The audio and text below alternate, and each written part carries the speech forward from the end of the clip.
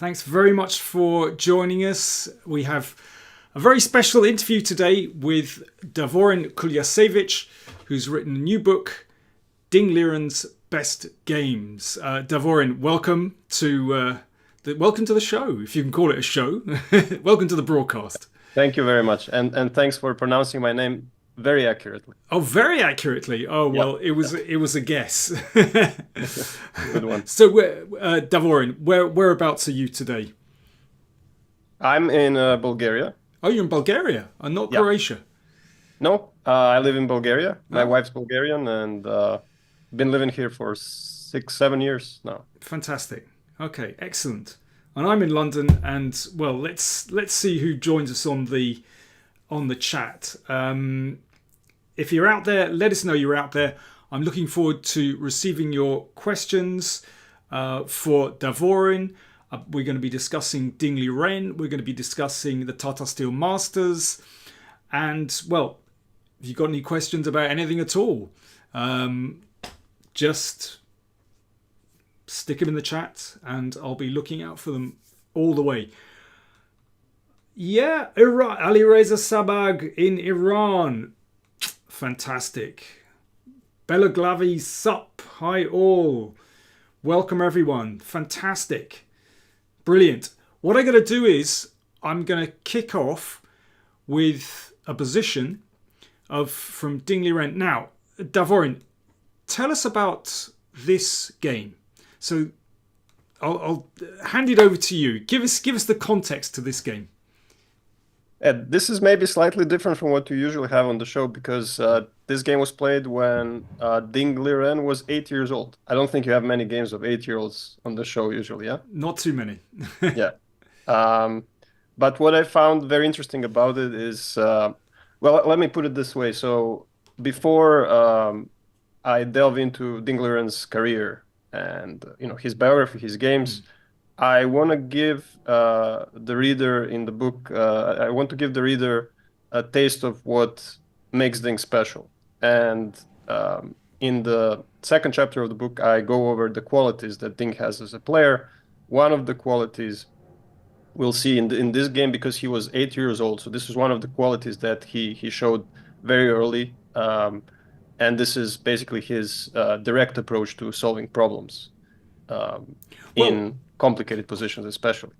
I'm going to break in right there and say it's white to move. Chess Monarchy asks, Davorin, where are you from? First I'm question. from Croatia. Croatia. It's a small country close to Italy. That's how usually. But you're in Bulgaria at the moment. But of course, you studied in the United States, didn't you? I did, yeah. I studied for 6 years in the United States, in Texas. Which is how come you speak such excellent English. So, yeah, white to play. So, Ding is 8 years old. And as you point out in the book, he plays something which is really very sophisticated. Sophisticated for someone of any age. But for an 8-year-old to play in this way is really remarkable. So, white to play, I'm asking you all out there, if you've got any ideas about how you'd like to play this position, white to play, give us some suggestions in the chat before we actually reveal the move that Ding played. So, when exactly was the book published? While we're waiting for people to answer. Just 2 months ago, I think, in November of last year. And the idea was to publish it the same year as Ding became the world champion. Now, Ding had a very long break, so I think it's also quite, convenient that the book came out right around the time when he's coming back. He's supposed to be playing Tata Steel tomorrow. And so I think it's going to be very interesting just to see how he's going to do as a world champion. It's going to be absolutely fascinating. This is Ding's comeback tournament, and yes, he has such a severe test. I mean, this is an absolutely stellar lineup. Well, it's like the mini candidates, yeah. Exactly. Yeah, I mean, I'm curious to see how all the potential, how the candidates players are going to play, because in the past, when there've been candidates tournaments, the players have not always performed at their best because they're somehow holding back. I mean, not just in terms of new ideas, but just generally, I think they're a little bit cautious. Yeah, So more risk averse than usual. a Yeah. little bit, maybe, yeah. Okay, we got some suggestions. Ali Reza says, as a 1400, I would play h3. Okay, that's one. We've got rook d1. No, that's rook d1 can be taken. But we've got h3. We've got rook d1, but we'll do without rook d1. We've got bishop c4, suggested by Jason Smith. We've got bishop takes a7. Okay, quite a few of you suggesting h3. An interesting idea with the thought that if bishop takes pawn, then rook d1. Okay, this is potentially interesting. Yeah. This is a good move, but the reason why Ding did not play it, I believe, is because Black has a counter attack queen to d5,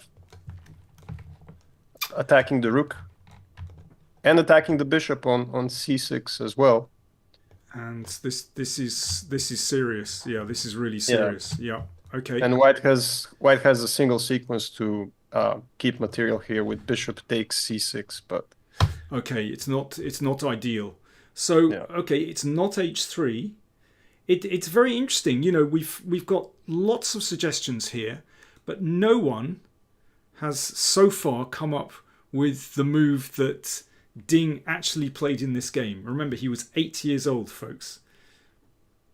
Well, I'll tell you, I gave this position to a couple of my students Yeah. who I rated in 2000s, and I think only one came up with a similar idea, but not the same move. If we can give out hints, the idea is to target the queen side.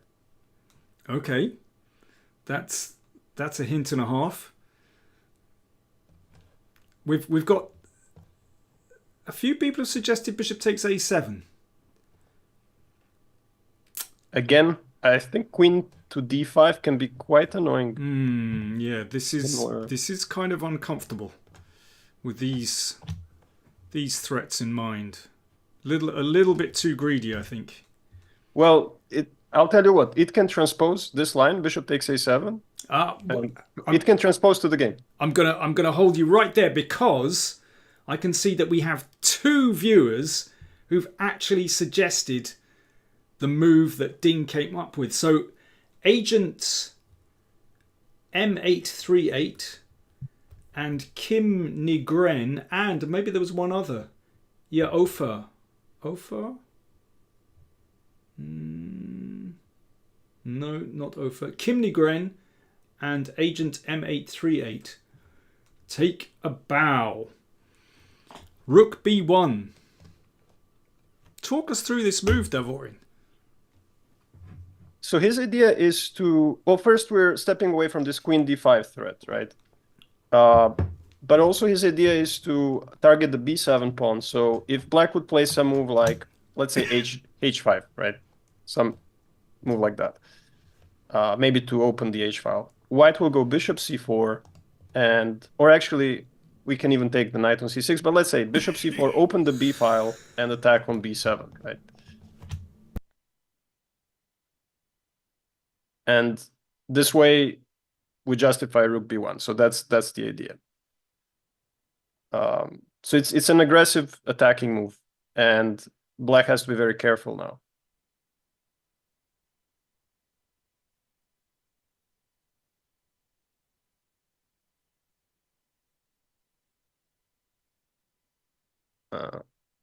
See, I'm not hearing you at the moment.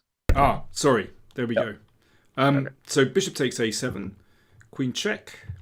I'm going to zip through because we've got lots of other fascinating games to look through as well. Now, white to play. Here's your next question, folks. How should white play in this position? Because again, this is quite extraordinary. Yes. And just remind everyone that Ding was 8 years old when he played this. This was in the Chinese Team Championship.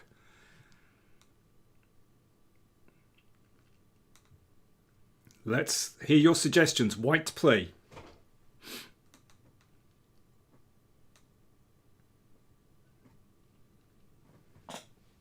Ah, Jean-Claude.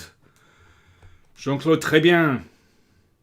Queen d4. Yes, he did not take on a7. And this is still a little bit unclear. Yeah, b6 would be a nice move, cutting out the queen. And yeah, in fact it's not so clear, this position. But queen d4 is an excellent move. Well done, Jean-Claude. And there's a beautiful variation after king c8. Again, if anyone can spot this, then you're doing brilliantly. This didn't happen, by the way. However, there is a really... He played king e7. Yeah, we'll look at king e7 in a second. But king c8, white has a beautiful finish here. Can you spot it?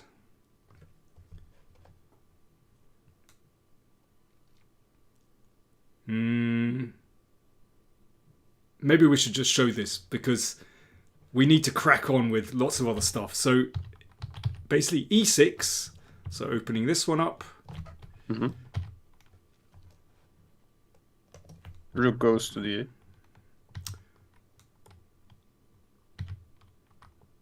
And... okay, this one decides...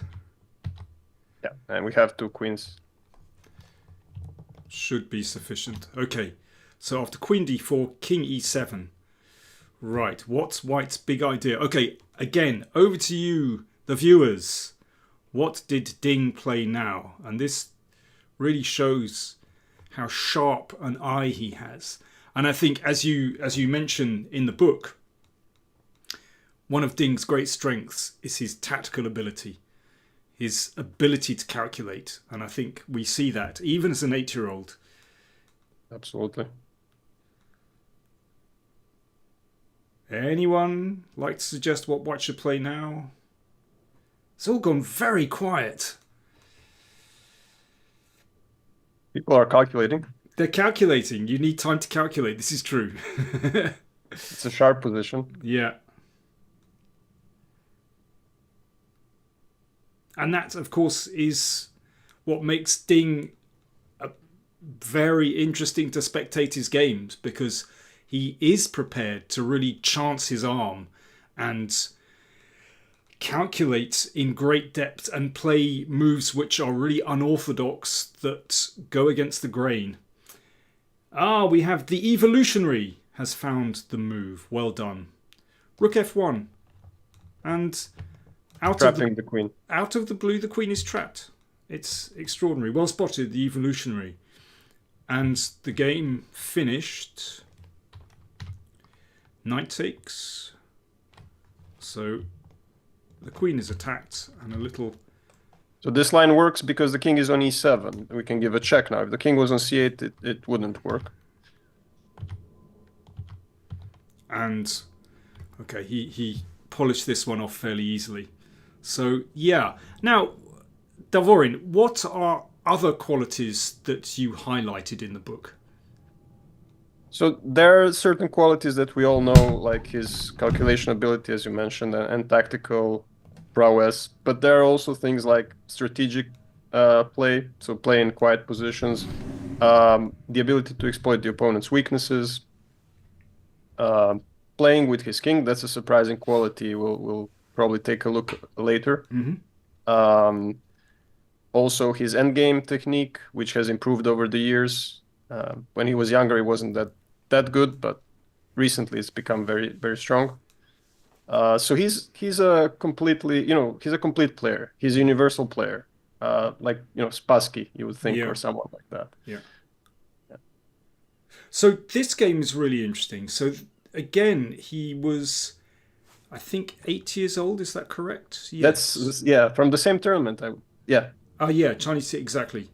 And this is quite extraordinary that he plays in such a way So, okay, again, over to you in the chat.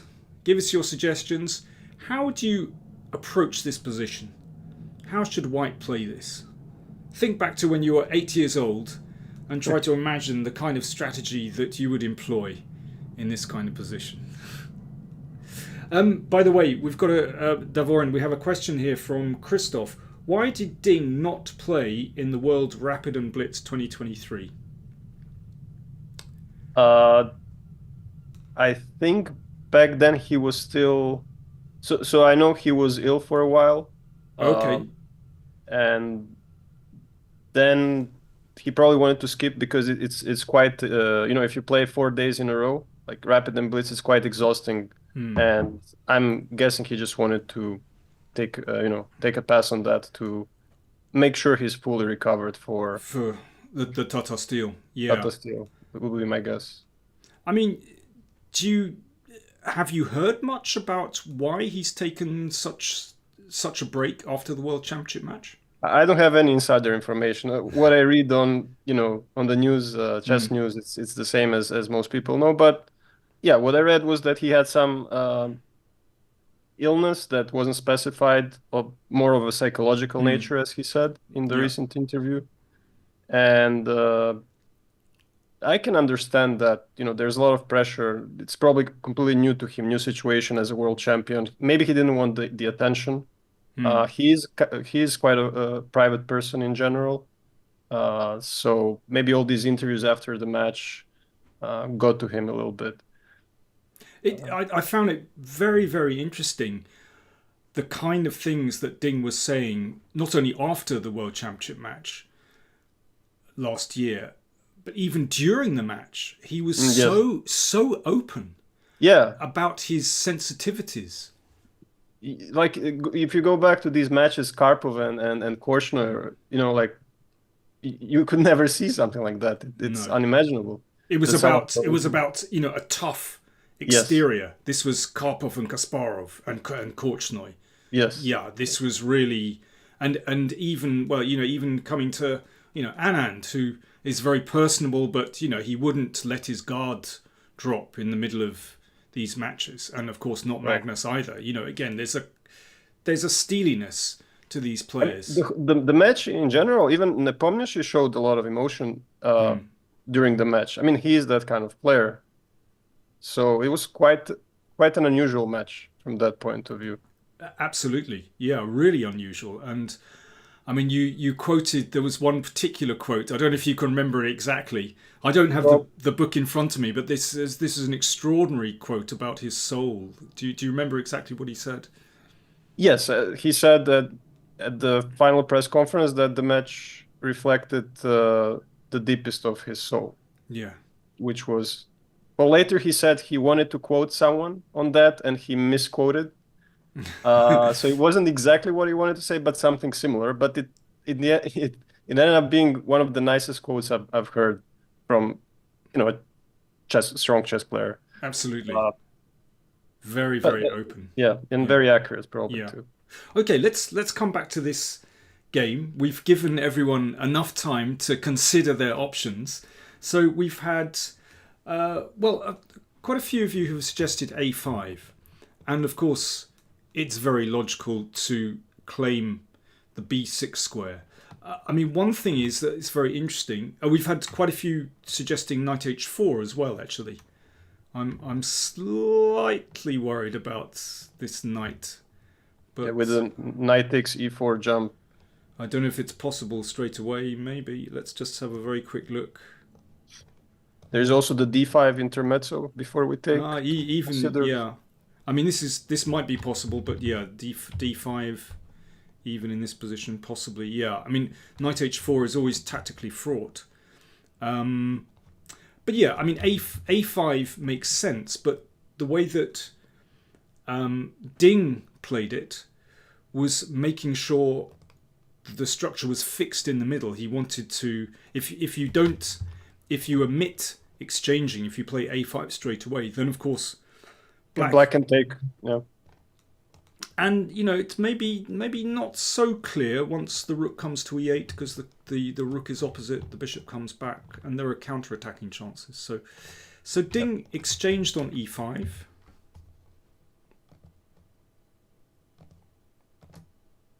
And then he played a5.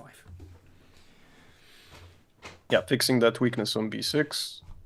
And since the center is fixed, there's no way black can create counterplay in the center. Exactly, yeah.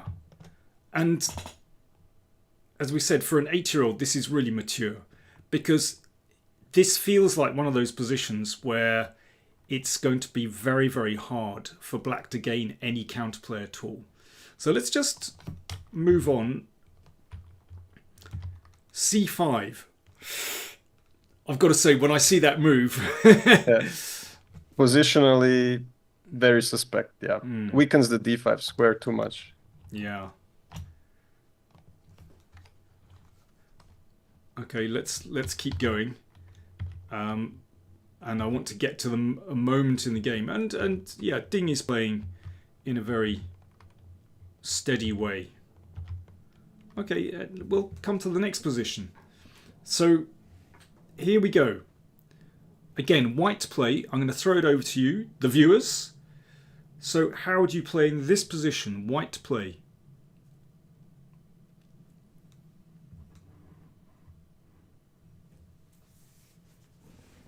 I mean, I think, we were talking about this earlier. I think we know that Ding is a fantastic tactician. He calculates very, very well. But he's also capable of some beautiful strategic games as well. Yes. I mean, this is one early example. When we see the solution to this and a few more moves, we'll see that he has a feel for strategic play, obviously improving his pieces, exploiting his opponent's weaknesses. But over the years, he's really, mastered that technique. And in the book, I give a couple of games, like against Yu Yangyi and Malachov. And you mentioned the game also against Giri a couple of years ago in Norway chess. So very much capable of just outplaying people like Karpov, for example. Well, we've got some interesting suggestions. Learn with PV suggests bishop f2 to h4, which is a classic kind of idea to remove the knight and then occupy d5. Yeah, I mean, this is a nice idea. I mean, the only thing I would be slightly concerned that once the bishop reaches h4, that a rook might be able to land on d4. But me too. Yeah. But it's typical. There are quite a few of you want to play king h1 and g4 g5. Do you know what? I'm always very wary about moves like this because it's not really necessary to disturb your king position. It might be very good, but, well, I don't think anyone has... Oh no, we have once... I can see that Christoph has suggested Ding's move. Ding played... If I can find it... Ding played rook a2. There we go. Very, very interesting that we've only had one person here that suggested this. But this is a kind of position where we have many, you could say, correct solutions. I mean, you can hardly go wrong. There are many very reasonable moves, including the previous suggestions. But this is just to show Ding's, chess understanding. For someone so young, being so mature and just playing a move like that. I've coached eight-year-olds. That's beyond that age, absolutely. Yeah, very simple, very tidy. What I like about this approach to the position is that there are no complications whatsoever. Yes. With king h1, g4, it can always go wrong, and if it goes wrong, you can look a bit silly. But this, well, it's not happening. So, rook here. Let's just see how it went very quickly. Queen e1. Yeah, another very mature move, right? Backward move, highlighting the weakness of a5 pawn. Yeah, very nice. And yeah, if queen c7, this is really nice. Then you hit this one. So takes, and then the pawn drops, and no complications, and Ding's technique was absolutely smooth. So yeah, just a reminder, everyone, he was actually 8 years old when he played that game, which is pretty incredible. Adam in Quebec, thank you very much. Next game. This is great fun. Yes. So, listen, Davorin, introduce this one. This is brilliant. I should probably not reveal the solution in any way, right? Maybe not yet. Okay. Yes. So this is already when he was almost a 2800. He played in the Chinese league, I believe, and his opponent's not very high rated, but you know how people are usually quite underrated there. So he had a long fight to win this game, and now he's very close. He has a pawn on d7 that's about to promote, but the only danger is to his king, right? Queen g1, checkmate's looming, so you have to do something about your king. And that's, half of the hint. You have to do something with your king. Okay, I'm going to hand it over to our viewers again. So if you were playing white, what are your thoughts here? What would you play? I mean, I can remember the first time that I met Ding was when I was commentating in Biel in 2013. Yes. I'd never even heard of the guy before. I mean, vaguely. Oh, wow. I mean, very vaguely. He was a 2700 then, yeah. Well, he'd already, I mean, when I started doing my research, I couldn't believe it. He'd already won the Chinese championship twice or 3 times already. Three times. 3 times. I mean, this in itself is a remarkable record considering the chess culture in China. I mean, seriously strong. So that was before he was 20. He'd won the Chinese championship 3 times. Yes. I mean, it just shows how prodigious he was at that time. Here we go. We've got quite a few. We've got King G3 suggested.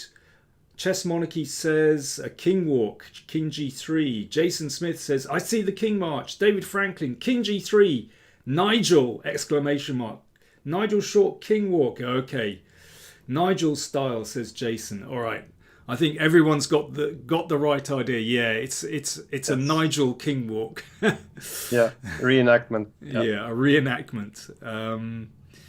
So let's go with this one. King G3. So that means that the king can escape from the checkmate. And it's important to know that the rook b3 pin doesn't work because we can deflect the queen with the pawn promotion. So black played King G7. And now there's a threat. A check. The king steps up. Yeah, well, it's quite safe in front of the pawns, actually. Yes. And, well, as everyone's got the idea, let's just continue straight through.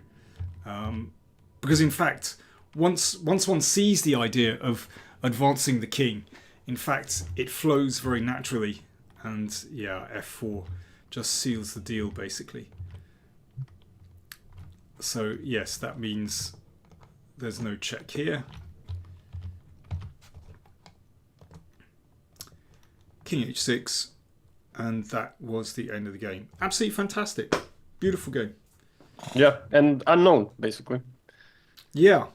Yeah, no, I'd never seen it before, actually, at all. But yeah, when I first saw Ding in Biel 2013, I was really struck by him. That he, in those days, he was playing the King's Indian with black.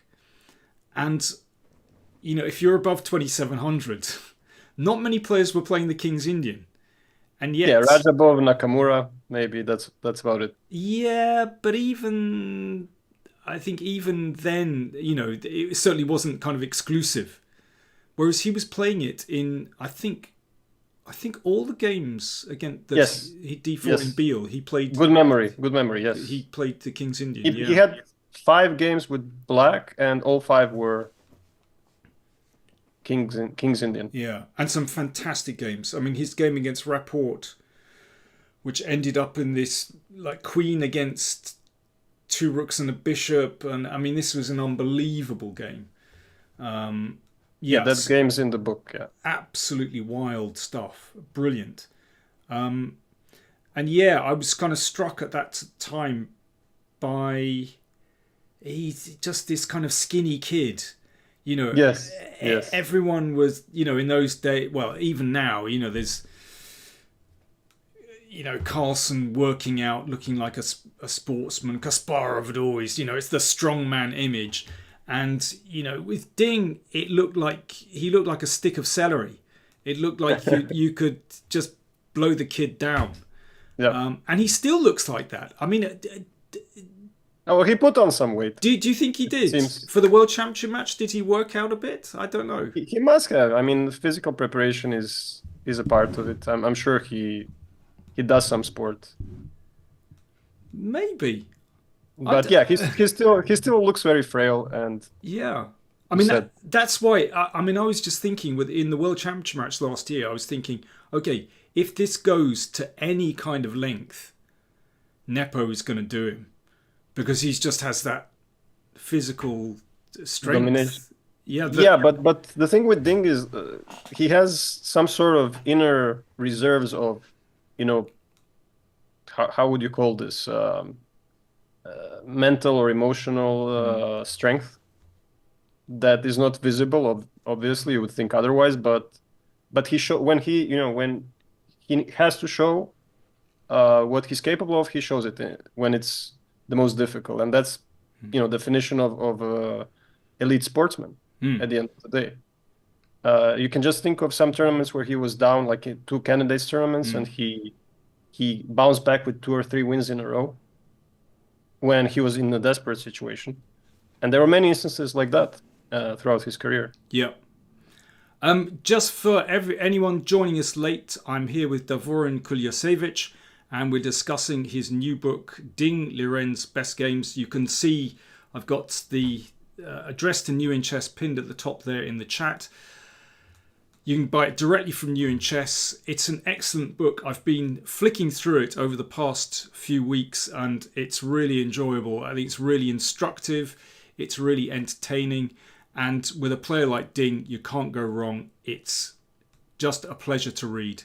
So yeah, I mean, congratulations, Davorin. I have to say I've really enjoyed reading it. And Okay. I should mention, I really enjoyed this book of yours as well, Beyond Material. There we are. Got it there. Yeah, I remember your review Oh yeah, on the channel.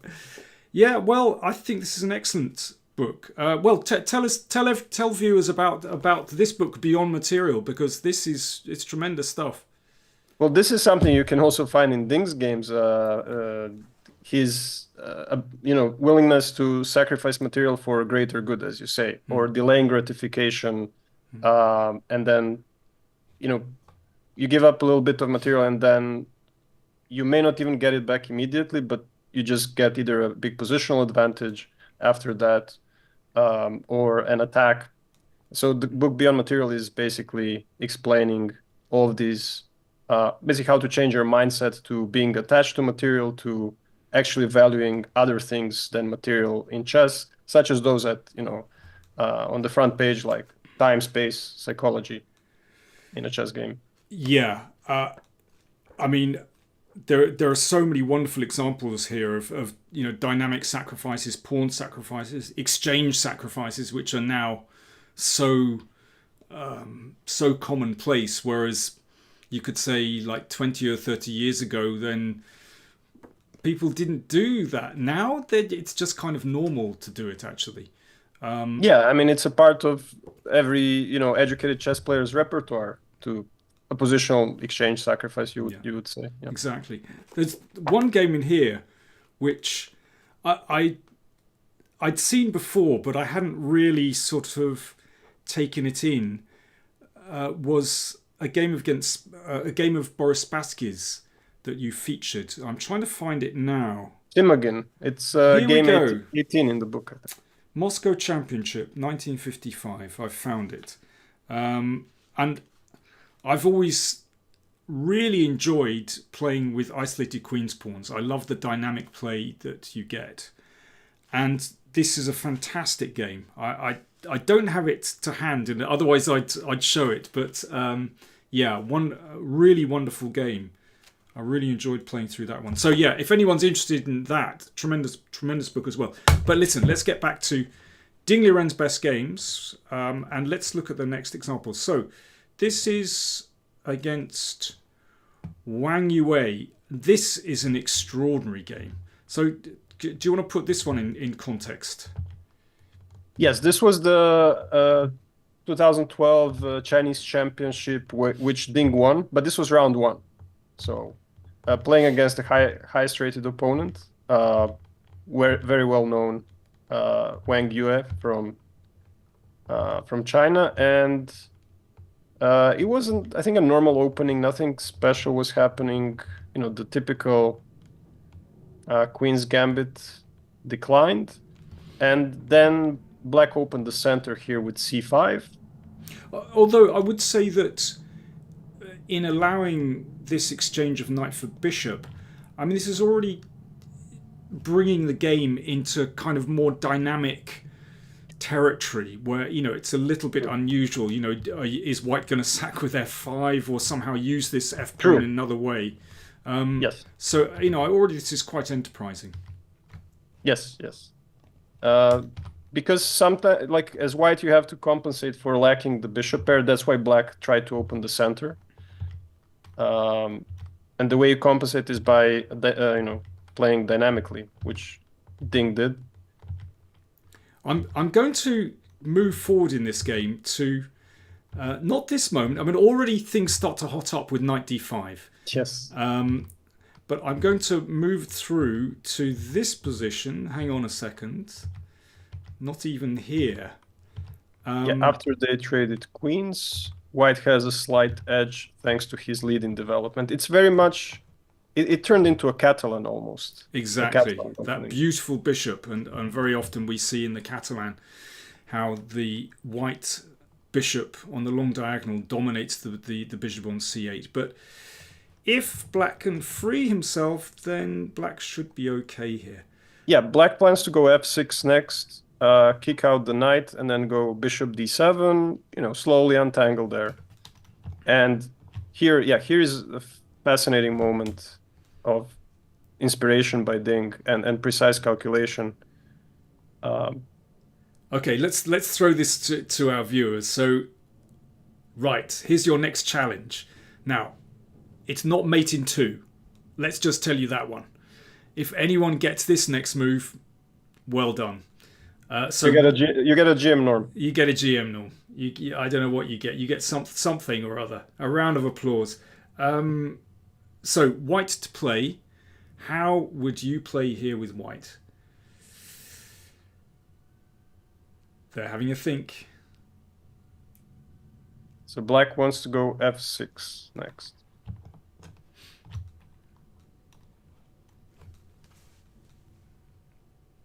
Hey there, Taylor McKinnon. How you doing? Hi, Mick.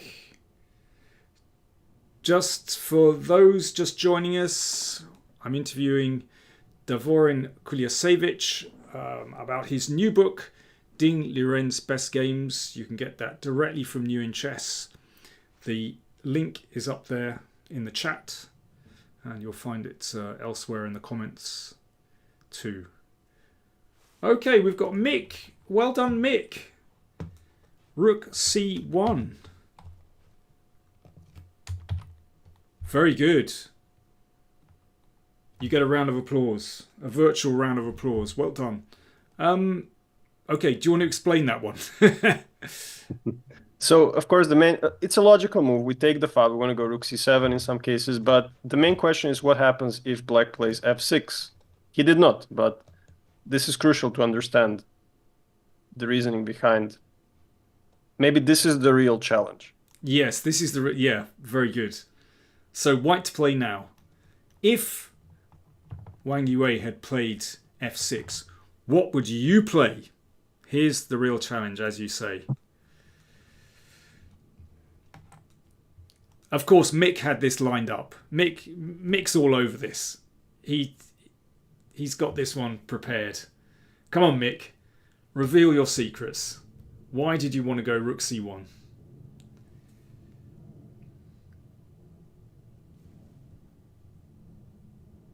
Oh, it's all gone quiet. Mick, I'm about to take away your Grandmaster norm or your round of applause. We got someone suggesting knight d3. No, sorry. Christoph. Go on. Sorry. Yeah, knight d3 is reasonable, I was going to say, but it does allow black to slowly untangle with bishop d7. Yeah. I mean, I guess if the knight comes here, probably... Yeah, we'll take. Yeah, take and... Oh, you don't need to take. You can play. Or I can play rook c8. Rook yeah, c8. I was gonna take and play rook c8, but yeah, rook c8 is better. Yeah. Christoph has it right again. Christoph is having a good day. In fact, this extraordinary move. This is the move that Ding had prepared before he actually played rook c1 with the idea.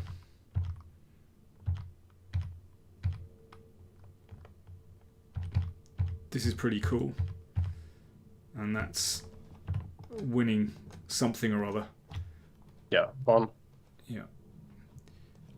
If we go back... Yeah, if knight e6 should be winning. Maybe not trivial. I analyzed this endgame actually because I wasn't sure. There was a similar endgame once between Dominguez and Grishchuk, which Grishchuk won as white. And white is winning here. So I just don't know. White has to play king g2, like after... I was wondering about this move. Bishop d4. Well, do you know what? We shouldn't go into detail because... Yes. we could... we'd be here for another half an hour. But it is winning. It is winning, yeah. Okay, so this is basically the idea. I mean, this is absolutely not simple. But in the game, I'm just going to zip through quite quickly. Basically, this allowed Ding to take control. And this knight f7, I mean, is, again... You mentioned that Ding often plays unorthodox moves. Yes, this is one of them. Yeah. Wow. I mean, this is really incredible. These knights just do an amazing job, and also includes the bishop. Yeah. In the game. And so now he has control, but the knights. I'm going to go to the end very, very quickly. I mean, it's all very spectacular. Yeah, it's a long game. Yeah. But he managed to win the end game. Yeah, okay. This was too much for black. I mean, in fact, yes, it's an end game, and of course there's deep strategy involved. But actually, he got there by calculating, by using tactics. Using tactics. Yeah. Absolutely brilliant.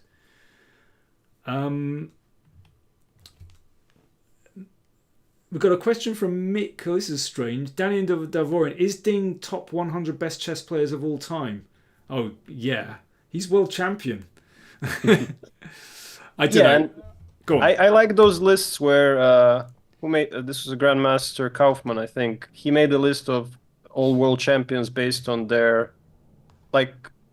how their moves match Stockfish. Oh, really? Yeah. It's available. And Ding was... Okay, I forgot, but certainly up there. Yeah. I think Carlsen's #1 and Kasparov and Fischer, they're top 3. Yeah, I find it... comparing players from different ages is a tough one. It is. I find it a little bit fruitless, frankly. You can only beat who's in front of you. And true, and also the players from the past, they didn't have all the advantages that we have today with the technology. So yeah. let's have a look at another game. So this is Ding against Yu Yangyi. Why did you want to feature this game? This is one of his best strategic wins. Yu Yangyi is the second best Chinese player. They've played many games against each other, and Ding has a fantastic score against him. He never lost a classical game, and he won 7 or 8 with many draws. And in this game, it shows how actually he can outplay him in a very positional manner, in a quiet position. So this is the reti, and white has the bishop pair, but it doesn't necessarily have to mean too much because it's the center is fixed. But now several maneuvers were quite instructive. So, well, just say when you want to stop the game. Yeah. we can make these are all normal moves. We could say we got to sort of symmetrical structure, a lot of maneuvering going on. Okay, and we can stop somewhere around. Yeah, rook takes rook, rook takes rook, queen c2. Okay, and with this move, white shows that he wants to play on the queen side. But now a very subtle move, rook d1, to take the file. And after the move knight d7, played by, this is our critical moment. So Yu Yangyi played knight to d7. And maybe he wants to trade the bishops on c5, I'm not sure. But now white has a really nice regrouping maneuver. Okay, well, let's throw this one out to our viewers. So again, white play. What did Ding do next? White play, and again, it's pretty clear that it's not a mate in 2 position. So this is we've well, the last one was very tactical, but yeah, we've seen a lot of strategy from Ding. Yeah, how old is he here? Let's see. This is 2017. Okay, so he was, what, 25, something like this? 24 at this point, yeah. Yeah. Yeah, but I think this was maybe his best year in terms of just quality of, or I wouldn't say quality, but the variety of chess he played. He had some fantastic strategic games like this one. Then there was his win against, no, that was in 2019. His Immortal game, basically. Oh yeah, we do need to look at that actually before we go, because what struck me when I first started watching, looking at Ding's games, was his ability to switch into a checkmating attack like that, just with this incredible calculation, and checkmating attacks just appeared. But there is a flip side to that, actually. When he's attacked, he has a very good feel for how not to get checkmated, in a sense. He can play actively with his king even in defense. This is something that you can see in his games as well. Like the game against Rapport that you mentioned, and there are a couple of other games where he's being attacked, but he knows when his king is really in danger, and when the threats are imaginary or not dangerous. Yeah. Okay, we've got some suggestions. Chess Monarchy, very well done. Joshua Pym as well, very well done. Bishop e2. Okay, why bishop e2? Should I explain? Please. So since the knight was on c5 move earlier, there's no pressure on e4, so we can play this move now. And the idea would be to fortify this pawn with f3 next, so that the bishop is free. And then white's next plan is to clear the c4 square for the bishop by moving the knight. But where do you move the knight? You want to also clear the e3 square for the knight. So it's an elaborate maneuver, but since black is so slow, it doesn't really have any active play. If white can go f3, bishop f2, knight to e3, and then bishop c4, Black is just, we can say strategically busted. Okay, let's see how it works in practice. So bishop e2. This is what happened. Okay, so Yu Yangyi basically just didn't anticipate how strong this was. Yeah, and now he switched plan. He didn't want to go for this knight e3 bishop c4 immediately, but he was worried about this maybe often. I don't know.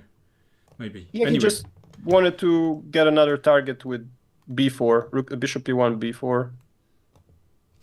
Another target on the queen side, so it's either going to be the a5 pawn, or in this case, yeah, we get an outside passer.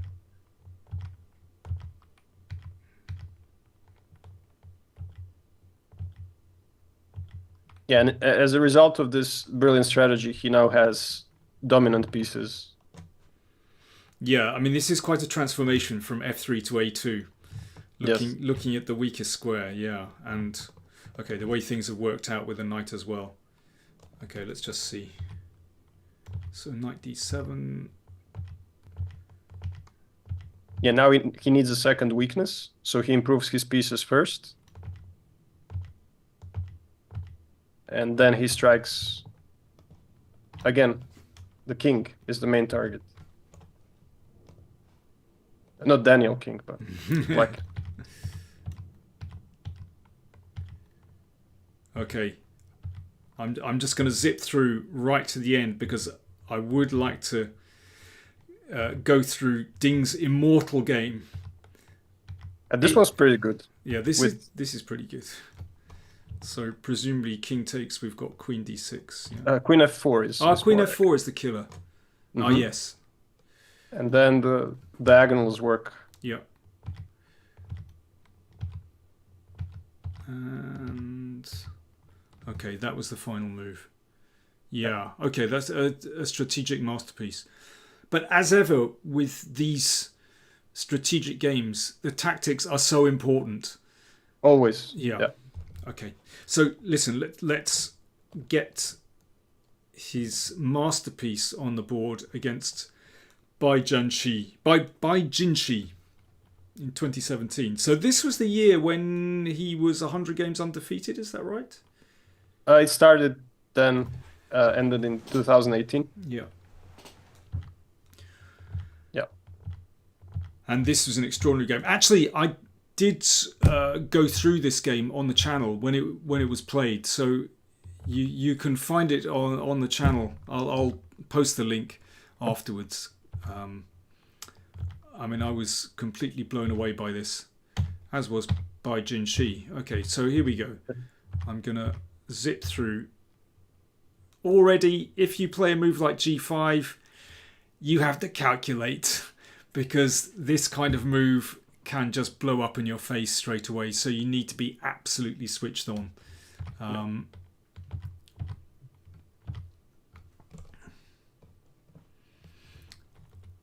Okay, I'm going to zip to the interesting bits.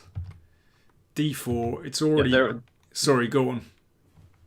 Yeah, this was around here. There was a critical moment where White decided to be greedy, and then he took the pawn on e5, and then came this beyond material moment where Black sacrifices his queen. There we go. It turns out that White saw this, but he had a mistaken calculation. We'll get to it in a second. So here he missed the move knight a4. That's what Ding said. And yeah, not. I suppose moving the knight to the side of the board is maybe okay. Not so easy to see. Yeah, we can make excuses for him. Yeah, definitely has a good excuse. Yeah. Okay. Right. Yeah, and this is a brilliant move now. Well, even if you've seen this game before, it's worth looking at again. And if you haven't, then what did Ding play next? Which is an absolutely remarkable move. Thing is, in one's calculations, it's possible to get to a position like this and think, I'm not sure, I'm not, okay, it looks quite nice, but nothing clear, and then maybe you just go back and reject the whole thing. Yeah, because we usually look at the safe moves, right? in our calculation. We don't look at these moves that give up material. So what did Ding come up with now? Black to play. Black to play. Ah, yeah, Agent M838. Well done. And Chess Monarchy as well. You're on fire. Rook d4. Incredible move.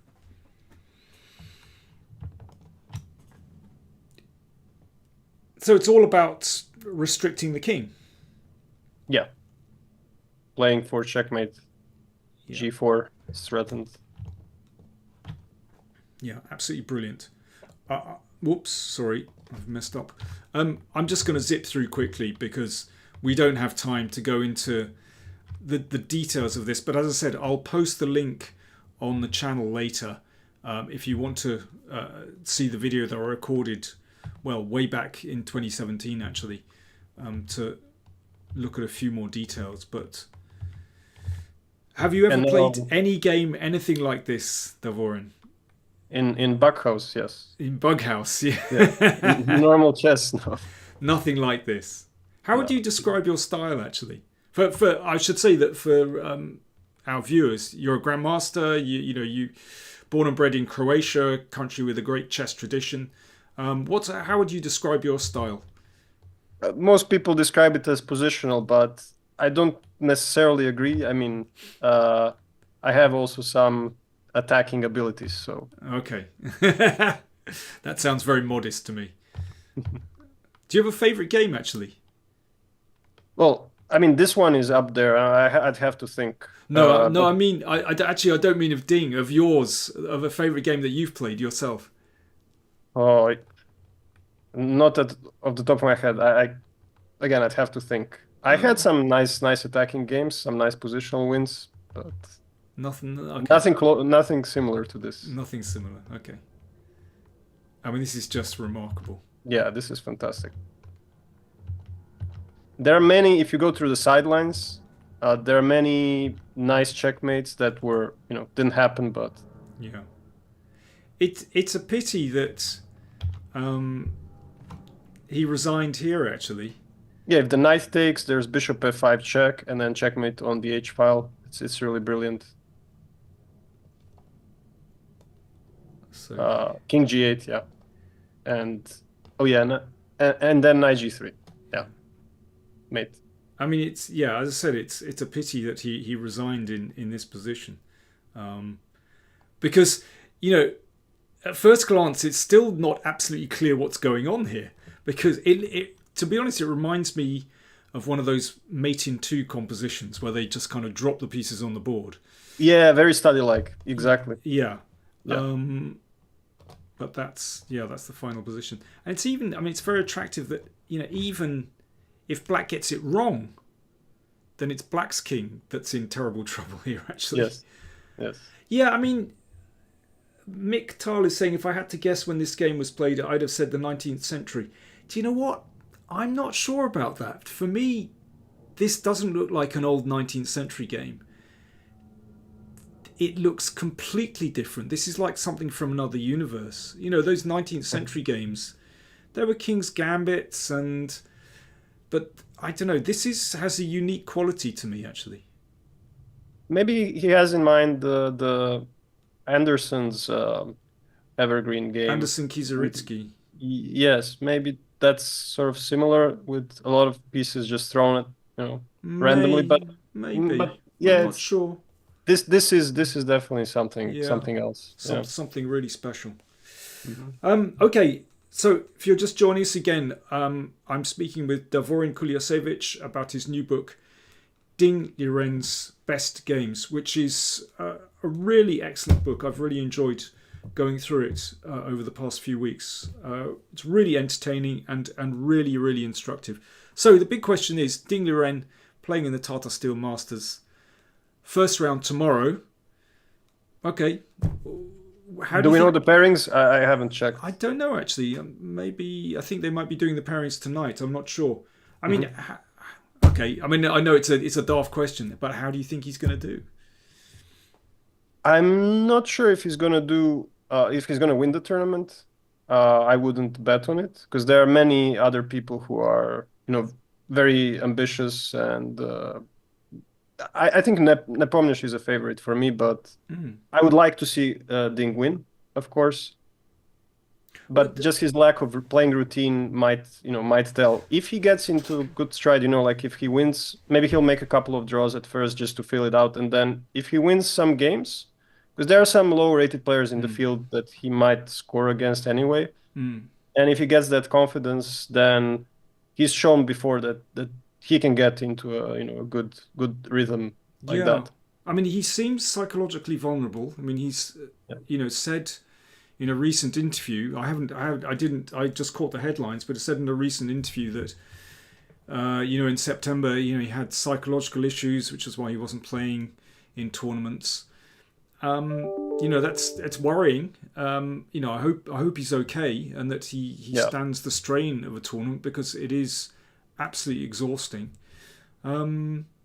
It's going to be absolutely fascinating. So, round 1 starts tomorrow. Tata Steel Masters. Do check out the tournament. I think there'll be live commentary. Well, there'll be live commentary from somewhere anyway. But you can always follow the games live, and I'll be recording videos on each round to give you the highlights anyway. It's going to be fascinating. I mean, what Davorin, what do you make about his somehow this psychological weakness? Because has he shown that before the World Championship match and this last year? Because I don't think of him as sort of someone that in the past that has crumbled. Or did he show that before? I'm trying to think, but no, until 2019, he's been, his career path was only upward, with a few stagnation periods. But yeah, he didn't show it until then. Now the COVID changed some things. Obviously, he showed first signs of psychological weakness in the candidates tournament 2020 when he lost the first 2 games, which was very unexpected. And I think he had trouble adjusting to, different situations, unexpected situations. And the first 2 rounds of the World Championship match, he also said he had such issues. So I don't know. We'll see. This will be a new situation for him after a while. He did play a rapid tournament in China last week, where he didn't do that well. But hopefully, it was a good warm up for the classical game. Yeah, it's interesting. You said you think Nepo is the favorite. Why do you think Nepo is the favorite to win the Tata Steel? I mean, he's very experienced. He's a strong player. He's he's played after World Championship match. He's played, and he didn't seem affected by that too much.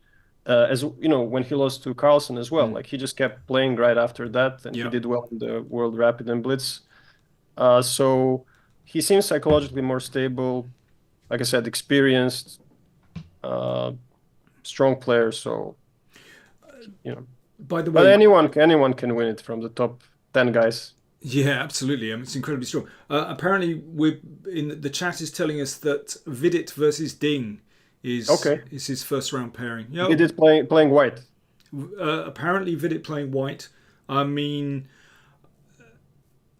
they're all tough. All these games are tough, but obviously Vidit is in a rich vein of form at the moment. Yes. So that's going to be very interesting. And yeah, with Black, not an easy one at all. As Vidit is somehow, I always think of Vidit as being a very responsible player. Yes. Yeah. And Chess Monarchy, yes, I will be doing daily recaps. Hopefully, I can get around to it. But yeah, I think we're going to wrap things up. Listen, Davorin, thank you very much for joining the broadcast today. Thank you very much for having me. Not at all. And just a reminder that Davorin's new book, Ding Liren's Best Games, is out now. You can get it directly from New in Chess. But I will also highly recommend Beyond Material. And actually, you have, I've got it on my phone, How to Study Chess on Your Own workbooks. Tell us a bit about those before we go. Well, before them, there was a a book, How to Study Chess on Your Own, with advice. Workbooks are sort of hands-on material based on some suggestions from the book. So it's a slightly different kind of workbook. It's not just exercises, but actually there's a variety of, it's not puzzles, but a variety of different exercises if you want to do it on your own. Okay, fantastic. All right, we'll leave it there. Once again, thank you very much. And for everyone that's joined us on the chat, on the broadcast, thank you very much for tuning in. I'll be doing an edit of this interview so you can see the highlights. And do join me for Tata Steel recaps. See you later. Thanks a lot. Bye now. Thanks, Davorin.